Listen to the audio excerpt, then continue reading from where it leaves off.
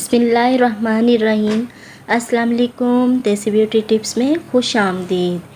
पेशानी की जिल्द मुख्तलिफ़ असबाब की बिना पर बदनुमा हो जाती है और इसकी झुर्रियाँ शिकने इतनी गहरी हो जाती हैं कि दूर से नज़र आने लगती हैं। इसके लिए आपको परेशान होने की ज़रूरत नहीं। आज की वीडियो में मैं आपको इन झुर्रियों के ख़ात्मा के लिए एक छोटी सी वर्जिश बताऊंगी, जिसके करने से इंशाल्लाह आपको माथे की झुर्रियाँ हमेशा से ख़त्म हो जाएंगी इंशाल्लाह।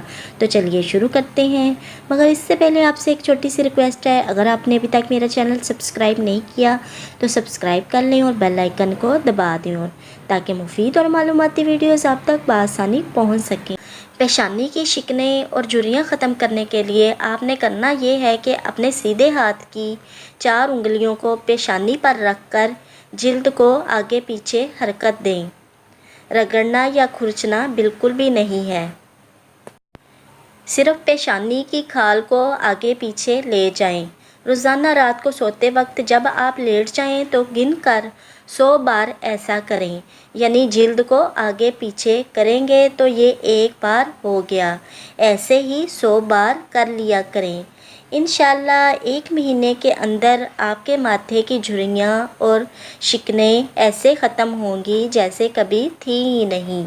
वीडियो अच्छी लगी हो तो अपने प्यारों के साथ ज़रूर शेयर कीजिएगा।